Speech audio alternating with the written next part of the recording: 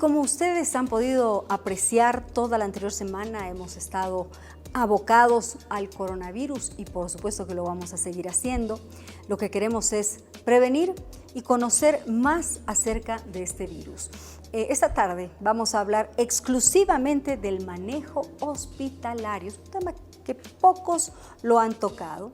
Y le damos la bienvenida al doctor Fernando Espinosa Osorio. Él es pediatra neonatólogo e intensivista. Él es director académico de la maestría en epidemiología clínica y hospitalaria de la Universidad Andina Simón Bolívar y actualmente es el representante de Bolivia en la Asociación Latinoamericana para el Control de Infecciones, ASLACI. Doctor, realmente es un honor tenerlo aquí.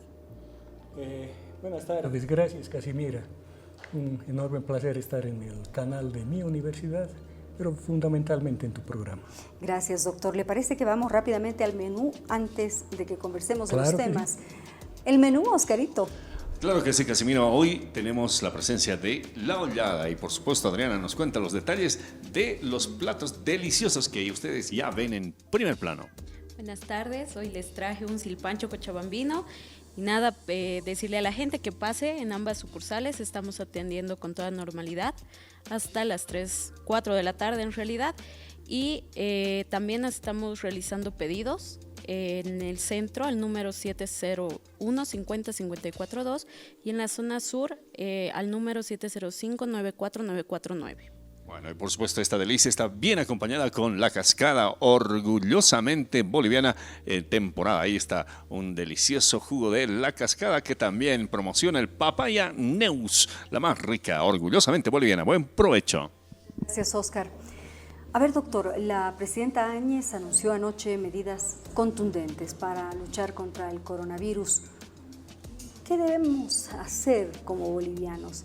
Acatar, imagino, todas estas recomendaciones, porque hace un momento yo les contaba a quienes nos escuchan, nos siguen, nos ven, de que los transportistas en Santa Cruz han dicho que no, que hacen caso omiso a lo que dijo la presidenta y que desde las 3 de la tarde ellos continuarán trabajando normalmente con sus movilidades.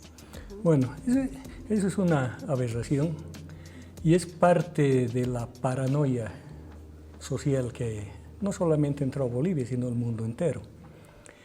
Existe un término que se está acuñando en todas partes del mundo, es el distanciamiento social o el aislamiento social. Esto ha dado muy buen resultado en la China, por ejemplo, que ya lo ha controlado su coronavirus en un país donde ha tenido más de 80.000 casos y donde se ha iniciado esta epidemia. ¿En qué consiste este distanciamiento social? Son dos partes. La parte relacionada y bajo responsabilidad de la autoridad, en este caso el gobierno nacional, y la parte relacionada a la población. En lo que compete al gobierno nacional está muy bien todas las medidas que están haciendo. Por ejemplo, la suspensión de clases en colegios y universidades y todas las medidas que he lanzado ayer, por ejemplo, el horario continuo, por ejemplo, el hecho de que no funcionen bares, restaurantes, cines, teatros.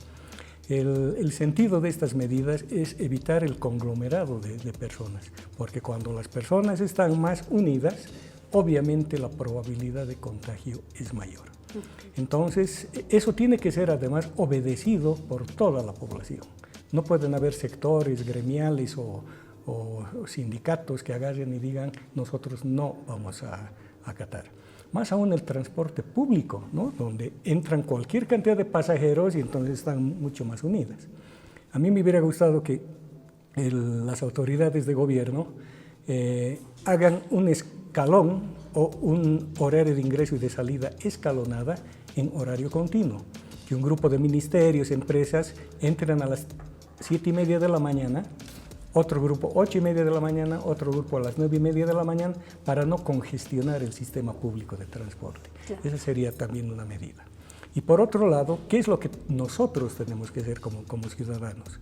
Hemos recibido la instrucción de gobierno, pero nosotros como ciudadanos tenemos que hacer algo muy importante, quedarse en casa. En lo posible, quedarnos en la casa, más aún si empezamos a tener síntomas de resfrío o en este caso, ojalá no se dé, de coronavirus.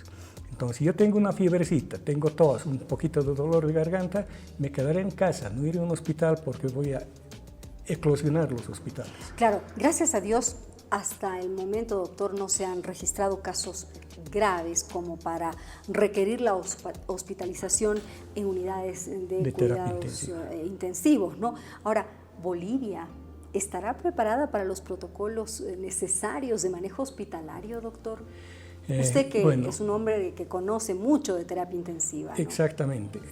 Bueno, toda esta situación la tienen que manejar epidemiólogos.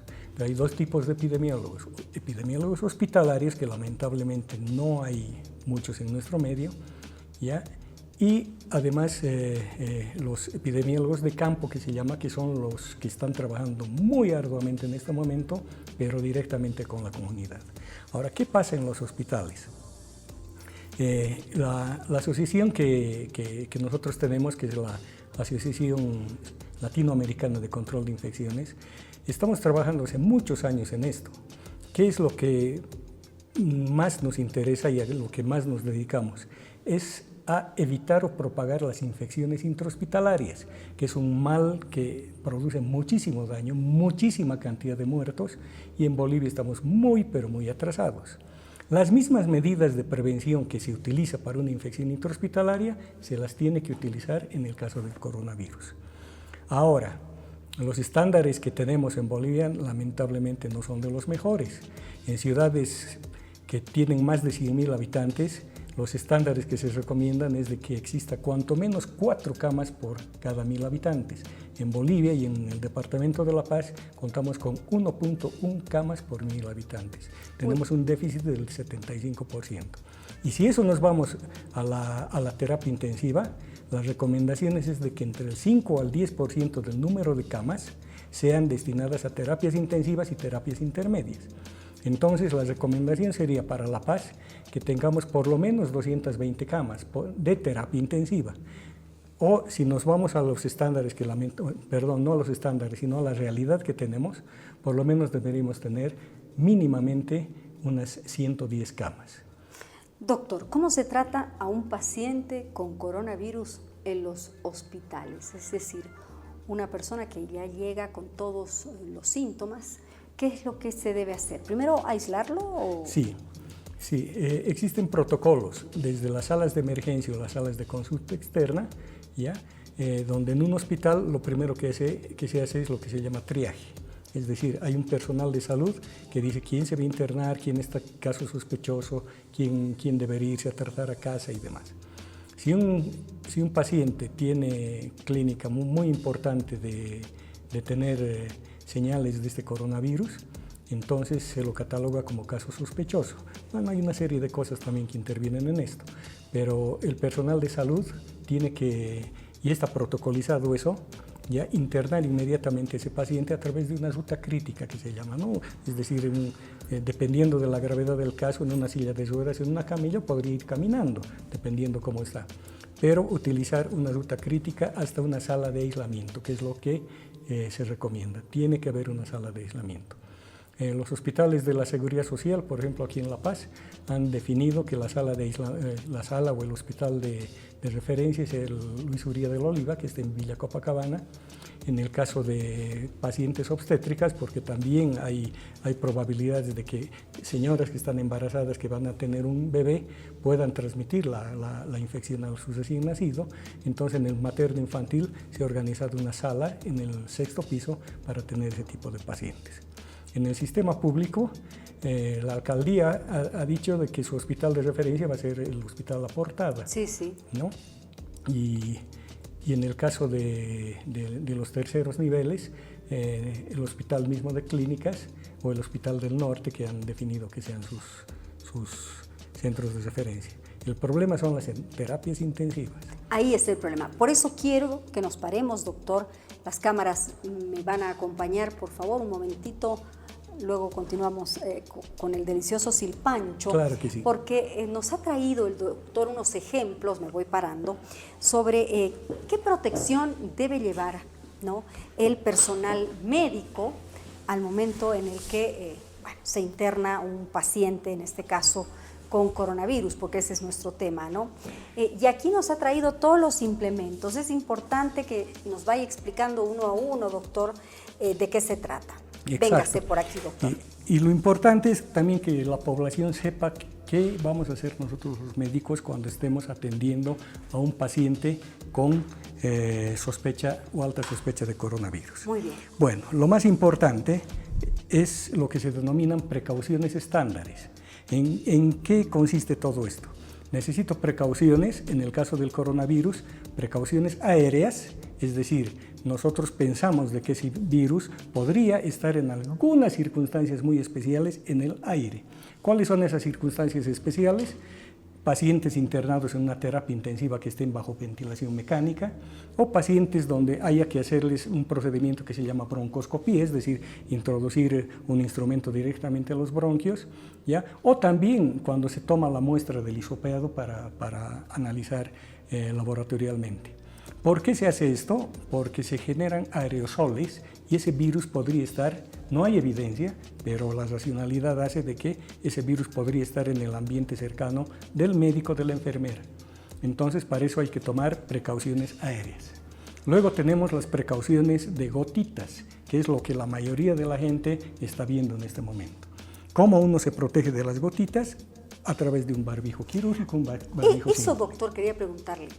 ¿Todos debemos llevar el barbijo? Absolutamente no, absolutamente no. Solamente aquellos pacientes o aquellas personas que tienen síntomas de resfrío, tos, ¿ya? Esas personas son las que deberían llevar. El resto de la gente no. Y hay muchos errores. Estamos viendo en los aeropuertos, por ejemplo, en los bancos que todo el mundo No hay está usando. necesidad, No hay entonces. necesidad. Cuando había colegio, profesores instruían a sus alumnos que vengan todos con barbijo. No, son medidas que no se deberían implementar. Los únicos que tienen que utilizar barbijo o cubrebocas son los pacientes que tienen síntomas y el personal de salud que va a atender a pacientes. Eso es obligatorio. Bien, doctor, eso Y es finalmente tenemos las precauciones de contacto. ¿Ya? Las precauciones de contacto no son nada más que cubrir el cuerpo con una barrera, que es una bata, es lo los que nos ha guantes, traído. Miren, esta es la bata. los ¿ya? guantes y las máscaras. Ahora, dentro de todo esto, pero lo más importante, y eso es bueno reiterarlo, es la higiene de las manos. Primero, siempre la higiene de las manos. Hay que exigir además, ¿no? Si Exacto. uno ve que el personal médico no tiene todo este procedimiento, bueno, pues ahí está uno para exigir. Exacto.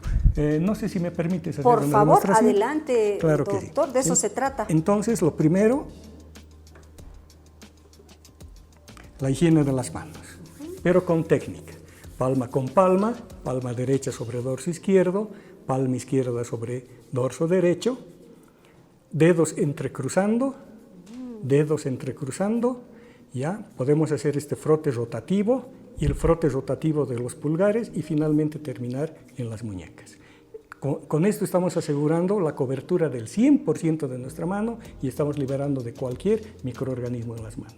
Depende siempre Qué de la importante técnica. eso. Inmediatamente después ya me tengo que colocar la bata. Bien. Esta es una bata que tiene que ser impermeable, necesariamente impermeable y descartable. Estas son batas descartables. Descartable, sí. Claro. ¿Quiere que lo ayude, doctor? Sí, a veces es necesario. Es necesario, imagino que Imagino- en este caso, el personal médico, la enfermera, ¿no? Exactamente. Fundamentalmente Voy a- asegurarse Perdón. un poquito. Voy a hacer esto. Ahí está. Aseguramos Eso. un poco. Ya. Listo. Listo. Una vez puesta la bata. Inmediatamente después paso al cubrebocas. Esto es lo que normalmente se utiliza el personal de salud y la gente con resfriado. Este es un barbijo quirúrgico Muy bien. que tiene que ser colocado correctamente. Perfecto. La máscara, otra que les decía, es lo que se llama la Imagino N95. que, claro, esta es la que utilizan ustedes. Como No, médicos. esta es la que utilizamos nosotros. ya. Esta es Esta- la que utiliza solamente el personal de salud que está en contacto con esos pacientes críticos que generan aerosoles. Muy bien. Terapias intensivas por ejemplo, procedimientos de broncoscopías. Claro. Eso.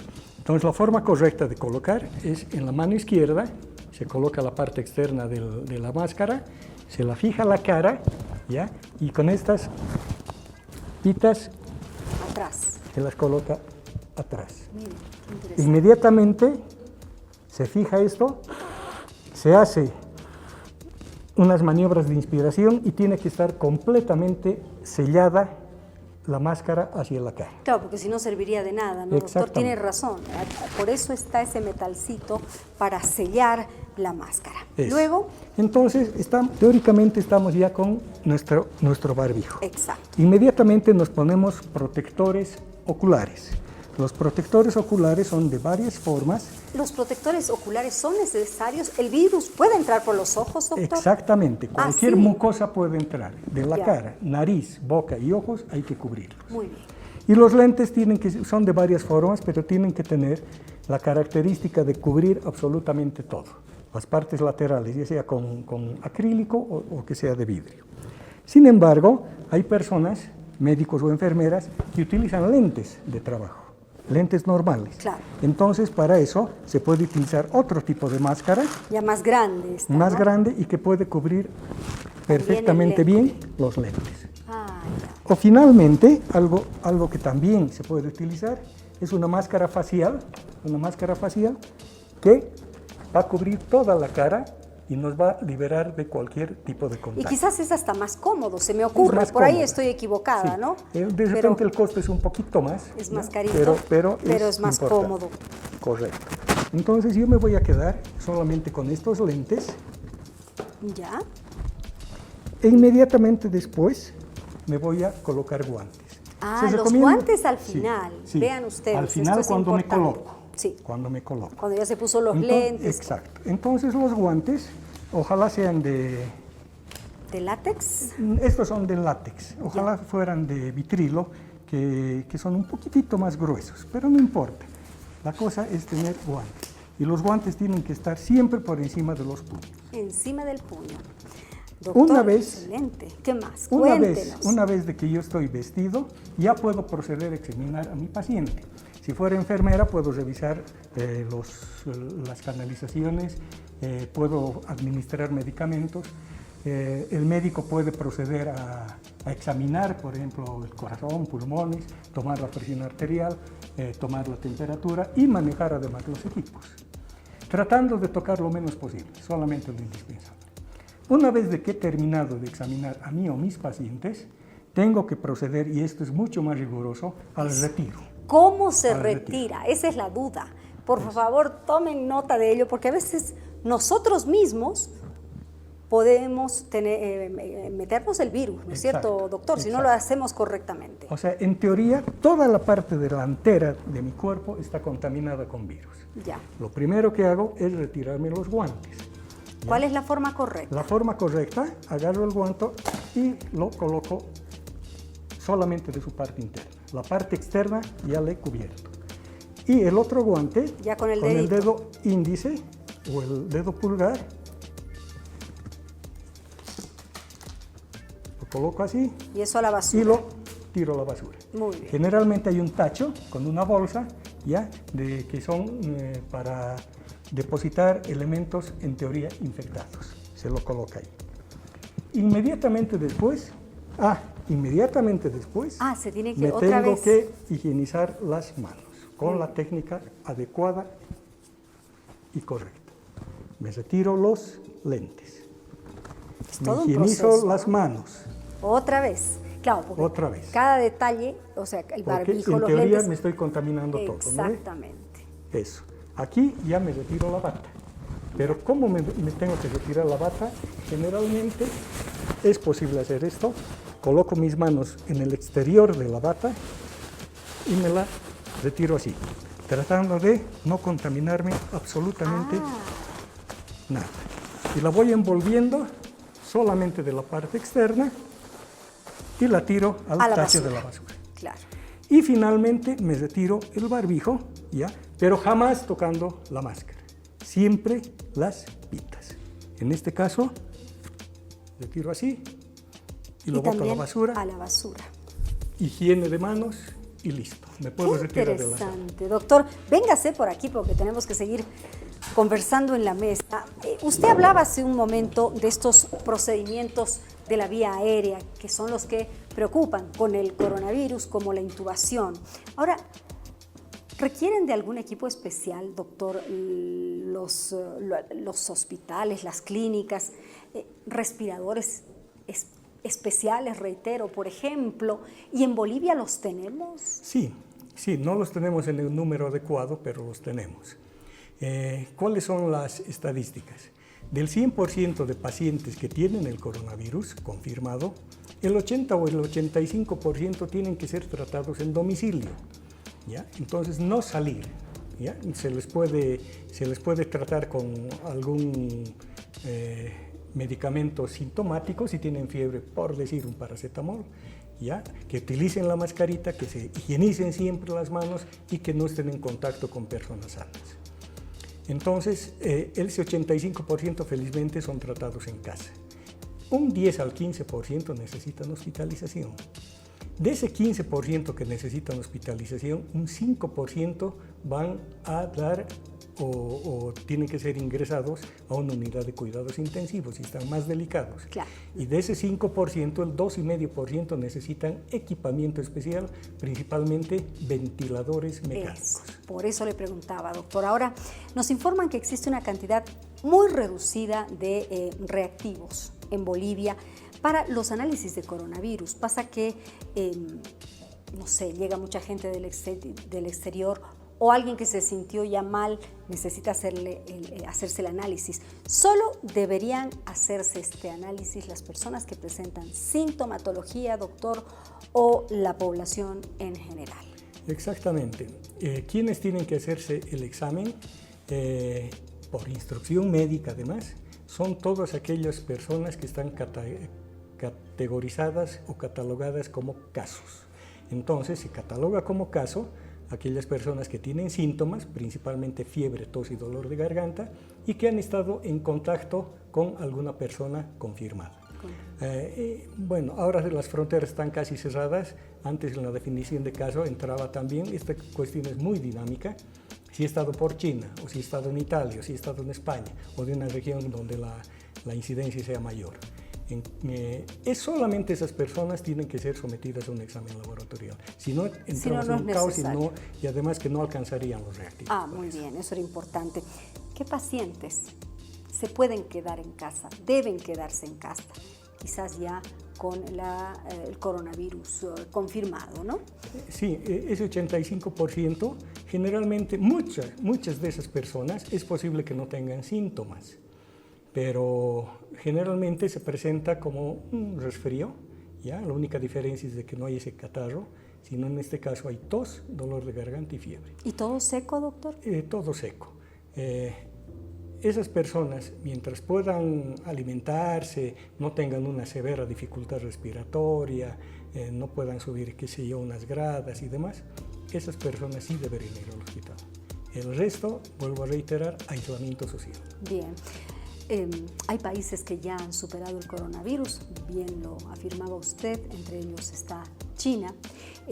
Con cautela, Bolivia puede con seguridad salir también de esta situación. Dios quiera. Es tan impredecible esto, pero a medida de que se vayan tomando medidas, no políticas, sino ojalá medidas técnicas, entonces nosotros vamos a poder contener. Qué importante lo que usted dice, se necesitan medidas técnicas, necesitamos a los médicos ahora, no a los políticos. Para nada. ¿No? Quien tiene que dar las directrices es el médico. Así es. ¿No? En este caso, el ministro de Salud. Como cabeza de sector tiene que ser el Ministerio de Salud. Claro. Y ahora, doctor, ¿es verdad que este es un virus de muy fácil transmisión? Sí. Que nunca se había visto algo así. Exactamente, la transmisibilidad es muy importante. Hay testimonios de médicos, enfermeras que trabajan en España y ven de que la transmisión es impresionante, que nunca la han visto. Pero nos podemos alegrar, entre comillas, un poquito, porque la letalidad, es decir, la muerte por esta causa específica, no es de las más altas. No se compara ni a la influenza ni al SARS que hubo hace poquito más de 10 años. Doctor, ha sido un placer tenerlo Para mí. aquí en el programa. Nos ha ayudado muchísimo, nos ha abierto más esta información del coronavirus. Nos asustamos a veces sin necesidad, pero hay que tomar las precauciones. Ya el doctor lo dijo todo y será hasta una próxima oportunidad. Con el mayor gusto, Casimira. Muchas gracias. Amigos, los dejamos. Permiso con nosotros. Hasta mañana.